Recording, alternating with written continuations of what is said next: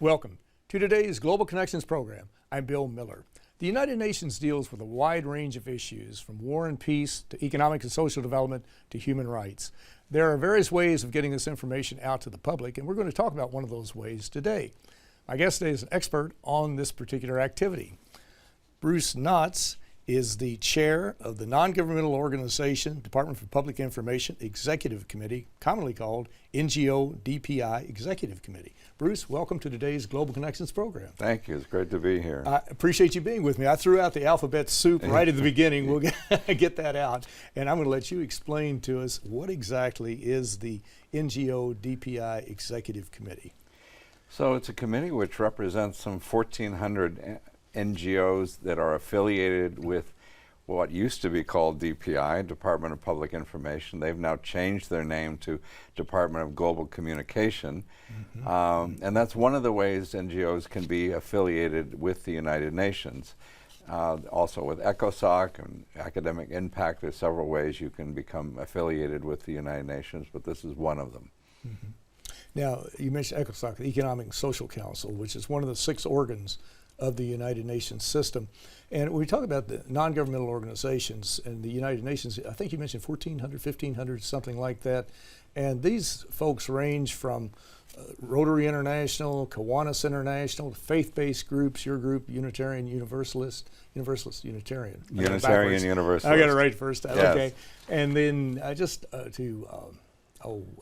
labor unions, to peace groups, you name it. Folks who are interested in sustainable development, they cover the gamut, do they not?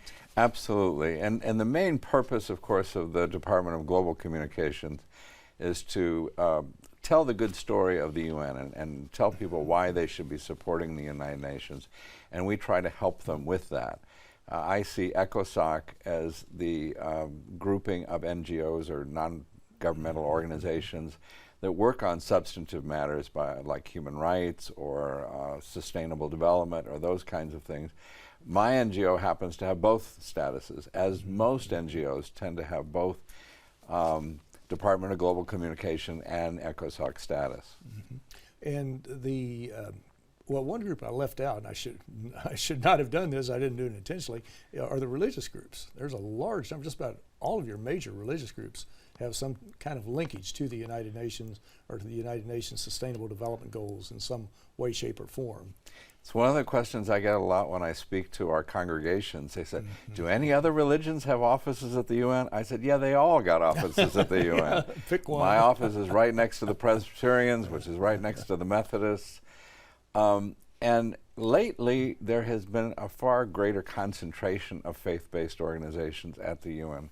Aza Karam from UNFPA, you probably have interviewed her at one point. UN Population Fund. Yes. She has really been a catalyst for bringing faith-based organizations into the mainstream of the United Nations. A great deal of humanitarian assistance, of course, around the world is done by faith-based organizations. So it really is important to have a good relationship between the UN and faith-based organizations. Well, one way that you help communicate these issues, and these are really life and death issues in many cases. I mentioned war and peace, economic and social development, human rights, covers the gambit. The United Nations is dealing with everything. You name it, from climate change to poverty to violence in the Middle East, whatever the case might be. And of course, that's why these organizations want to be involved with the United Nations and to stay abreast of what's going on. But one of the ways you've done it in the past, very successfully for at least a couple of decades, as I recall, has been through these NGO DPI, I may have it backwards, but anyway, NGO DPI conferences. And your next one will be in August in Salt Lake City. What will be the theme of that, and what do you think will come out of it? Our theme will be sustainable cities and inclusive communities. Often the host of the conference wants to highlight something that they do well. So for example, when we had the conference in South Korea, we highlighted education for global citizenship because South Korea has a great track record on education. Salt Lake City is a pretty good sustainable city. They do things rather well there, so they want to highlight that. And that's one of the sustainable development goals, is that we will have sustainable cities and inclusive communities. And we want to emphasize both those areas because they're a little bit different. One is to make sure that our cities can sustain their populations, that we have sustainable energy, that we have good transportation, communications within cities. But we also want to make them inclusive and leaving no one behind, and making sure that everybody is included in the cities, regardless of where they come from, regardless of their race, color, religion, creed, whatever. So those will be the areas that we will concentrate on in this particular conference, and it's August 26 to 28 in Salt Lake City. Now, you mentioned about cities too. I recall seeing some statistics on this about something like by 2050, 70% of the population of the world will be in urban areas. So they are going to play a critical role. They are already playing a critical role in combating climate change, promoting clean energy, efficient energy. You mentioned the transportation systems. So there is even going to be a greater role as we move forward. I like to boast to my rural friends that as a New Yorker, somebody who lives in New York, my carbon footprint in New York City is much less than somebody that has a car and commutes back and forth to work. The fact that we do have public transportation, our living quarters tend to be fairly small. I live in a one-bedroom apartment. So our impact on the climate is far less, and that's what cities can do. We can live much more efficiently. And of course, there are many things cities can do to improve their carbon footprint and make it even less than it is already. There certainly is. There's a lot more we can do, and we need to do it quickly, according to the UN's Intergovernmental Panel on Climate Change, which predicted a few months ago we have about 12 years to try to get a handle on this. And of course, all the scientific reports that we read are getting more dire. The negative effects are taking place much faster than we thought they were going to, so that makes it even more of an ominous task for us to try to move forward on it. Absolutely. Yes. Now, you've covered so many topics in the past. We can't go back through all of the NGO, DPI conferences. You mentioned the one on education in South Korea. That was a major one. Are there a couple of others that you can think of right offhand that were some of your favorites, so to speak? Mexico City was another one, which was on development and disarmament. And again, those are issues that Mexico cares a lot about. And they are suffering from too many arms. A lot of countries, including the United States, is also suffering from too many small arms in our streets, in our cities. But there are too many arms worldwide. And of course, right now here at the United Nations, we're in the PrepCom, the preparatory conference for the Nuclear Proliferation Treaty. There are way too many nuclear arms around, and the chances of a nuclear exchange is growing. And people that sort of watch this thing say we're something like 2 minutes to midnight, midnight being a nuclear exchange of arms. And so we really need to buckle down on controlling arms, small arms, large arms, nuclear arms, most of all. The latest figure I saw, there was something like 14,600 nuclear weapons out there, and the number has shrunk, but the problem is they're so much more powerful today than they were. But this is also, most of these systems we have, the United States, Russia, these are antiquated systems. They're out in Nebraska, they're using floppy disks in their computers. That doesn't sound like a recipe for success. It seems like you could have a nuclear accident, is what I'm saying. Well, yes. However, Russia, China, and the United States are now spending trillions of dollars to upgrade their nuclear arsenals. And they're going to make nuclear weapons more portable, smaller, and again, these are trillions of dollars on the uses of to upgrade nuclear weapons that should never be used. The Pope has made the point, which I think we should all embrace, is that the mere possession of nuclear weapons is immoral. And we shouldn't have these. And the fact that we're spending trillions of dollars to upgrade them, that's trillions of dollars we're not spending on climate change, we're not spending on education, we're not spending on health care, and the many other problems that we should be spending money on. It's interesting you bring that up, because that is money that is not going into infrastructure. And right now the United States is having a major debate on how to have a $2 trillion infrastructure investment, but there's no money. There is no money, and they're going to have to do it through taxes or some other way. Is this a good opportunity for the countries to come to the world, or at least the nuclear powers, the 9 or so nuclear powers and the 3 or 4 major ones, to come together and look at how they can start downsizing and creating an area where they can be more confident and they can be more secure that the other side is not going to take advantage if they reduce that nuclear stockpile? Yeah, a lot of academics are beginning to look at the whole issue of nuclear deterrence, and we're not sure that that philosophy is really valid. The smaller nuclear powers, and I'm specifically looking at Britain and France here, their militaries are actually saying, we're spending so much money on maintaining our nuclear arsenal, Britain with its Trident submarines, that we don't have the money to do our regular military stuff. And so there are actually military officers in both the French and British military that would like to see them get rid of their nuclear weapons because they're too expensive. And you're talking about weapons that nobody would ever use. If you used them, that's sort of the end of the world. That's it. That's exactly right. And it's frightening when you hear people. I've heard some people in the U.S. Congress on Capitol Hill say, well, we could have limited nuclear war. No, that's not the way it works. No. Once you set one off, the game's over. Yes. With the fallout, that type of thing, the poisoning of the rivers and the oceans and just on across the board. And nuclear winter will set in. Well, yes, and we've talked about the fragility of our climate, and if we had an exchange of nuclear weapons, that probably would just blow the climate right off its hinges, and it's bad enough as it is, and a nuclear exchange would just make it infinitely worse. You mentioned also about small arms, and that's something we often overlook. That's a major industry around the world. Was it 2017? I'm drawing a blank on the date. 2017 that the Small Arms Treaty came online at the United Nations. It was in that neighborhood, yes. I'm sure. But and now the United States, President Trump just pulled out of the Small Arms Treaty just a couple of weeks ago. This is a major treaty that has actually been functioning fairly well, as I understand it. Has it not? Well, I'm never satisfied. I would like it to be much stronger, but yes, it's a step in the right direction.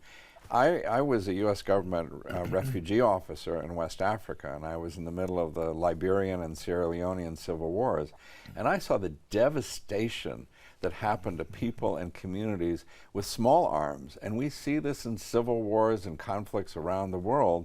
It's not nuclear arms, it's small arms that are doing infinite damage to people and communities, and we've got to control it. The trouble is, the 5 largest arms producing nations happen to be the 5 permanent members of the Security Council.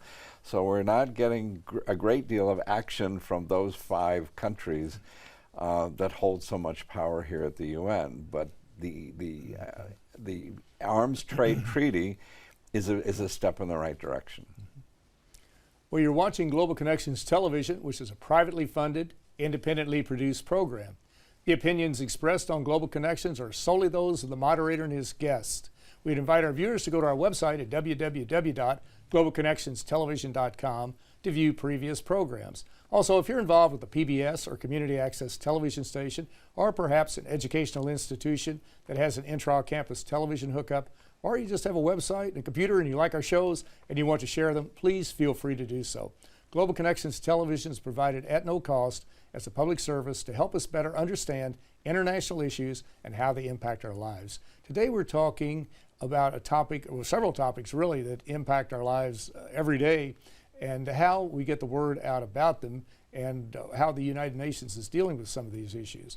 My guest today is Bruce Knotts, and Bruce Knotts is the chair of the Non-Governmental Organization, Department of Public Information Executive Committee. Bruce, before we get off small arms, and I won't dwell on this much longer, but one of the main concerns that the U.S. has had, and it seems like the U.S. is about the only country that has it, is that the National Rifle Association and some gun owners think that by participating in the Small Arms Treaty, it's going to infringe upon their Second Amendment rights to bear arms. And this treaty has been in effect for several years, and to my knowledge, not one one person with a gun has lost a gun in the United States, nor will in the future. Is that correct? That's absolutely true. And you have a lot of gun owners in Canada and Australia and many other countries around the world, and it hasn't affected them. For sure, that's for sure. Well, there are so many other crises going on in the world. It seems like, too, that we talk about climate change, we talk about nuclear proliferation, just on across the board, but it seems like there's a movement in the world today with the rise of nationalism and just ethnonationalism, I guess we could call it. People, governments that are moving away from working together through the United Nations or through regional groups. We see that, well, we live in the United States. We'll take the U.S. as an example. We pulled out of the Paris Climate Change Agreement. We pulled out of the Iranian nuclear deal, which was really a very successful agreement. We pulled out of the Small Arms Treaty. What does this forebode for the future? It's a very dangerous trend, and it is global. It's not just in the United States. No, it's not just the U.S., no. I'm a historian. I read history books all the time, and I look at the 1929 stock market crash, and 10 years later we were in the middle of we started World War II. And in the intervening time, there was the rise of dictatorships in Germany and Spain and Italy and Japan. And we had an economic downturn in 2008. And here we are 11 years since that economic downturn, and we're seeing this rise of ethnonationalism, just like you saw in the 1930s. And it does not bode well for our future. You've got individuals who say, I alone can fix it. Trust me, and I will fix all your problems. And people are giving them their trust, and it has always ended badly. We are best when we work together and we work on common problems like climate change and peace and disarmament and international development and working on global migration. And if we try to do it ourselves, it just ends badly. So I hope we can reverse this trend. And you're right, those were the conditions that set up for really World War I and World War II, where you have independent states, independent countries just basically doing their own thing. They didn't have confidence building. They couldn't trust one another. They worked at odds with each other from time to time. And it really opens the door for so many misunderstandings. And in this dangerous era we're living in now with nuclear weapons and other types of weapons that are out there, that we could really have a disaster. Yeah. It's time for us to work together. Time to rethink how we're doing it. Yes. That's for sure, yes. Well, what are some of the other major issues that you're looking at? I know you're looking at from A to Z probably, but.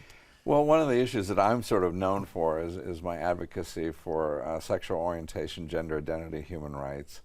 And one of the real highlights is that many nations around the world are beginning to recognize these rights and even institute same-sex marriage.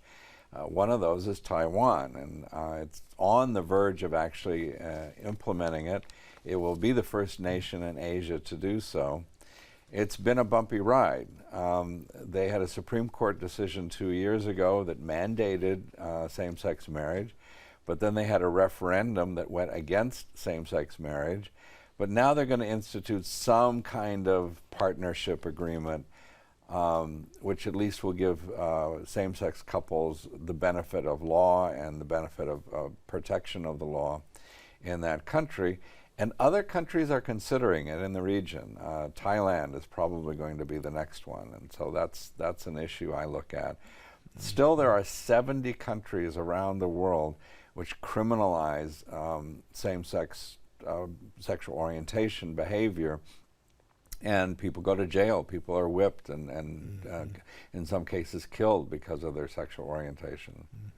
I recall seeing an article, I think you gave a speech to a democracy freedom group in Taiwan a year or two ago or something like that, where you said issues pertaining to human rights should not be put to a vote. Or so I may have that quote off a little bit. No, it's absolutely right on target. Anytime you're voting on minority rights, the majority has the potential to vote against the minority. That's why human rights shouldn't be voted on. You don't vote on racial justice. You just accept that everybody of whatever race has equal rights in the society. Same with sexual orientation, same with gender, same with religious persuasion. So you don't vote on those issues. We have the Universal Declaration of Human Rights. We've all signed on to that. And everybody enjoys those rights, whether they're in the majority or minority. We all have those rights. So voting on somebody else's rights just is not on. As you're involved with the United Nations, you've been here for several years now and involved in a variety of different activities. What do you see as some of the major challenges coming up for the UN? I mean, we're talking about them right now, but do you see some others that are looming on the horizon? Well, we've talked about nuclear disarmament. That is definitely one. We've talked about climate change, and that's definitely one. We've talked about ethnonationalism. I think that's a challenge for the United Nations. The one we haven't really talked about is global migration. And this is a huge problem. And the UN actually has the answers. The two answers that the UN has is the Global Compact on Migration, which sees migration as a global problem. We all need to work on this together. And it can't just be the country that happens to be next door and is receiving the migrants, but we all need to pitch in financially and on our resources to help migrants wherever they happen to be. Refugees, the same thing. Right now in Lebanon, for example, 25% of the people living in Lebanon are Syrian and Palestinian refugees. Imagine here in the United States if we had 25% of our people recently arrived migrants. We'd go nuts. We're going nuts in this country just with a few migrants. But if we had 25% of our population as migrants, we would be in serious trouble. Lebanon is in serious trouble, as are Jordan and other countries. They need international assistance to help make sure that they have the money available to educate refugees, to feed them, to give them proper housing. If they have those things, those refugees will stay where they are. If they don't have those things, they will move by any means necessary. And we're seeing that right now. We're seeing climate change refugees. We're seeing refugees for many reasons, because of wars, civil wars, internal strife, whatever, but they are on the move. They will move. They're not going to stay and be killed or starve to death or have some other fatal ending to their lives, and that is definitely going to happen. Yeah, and you're right.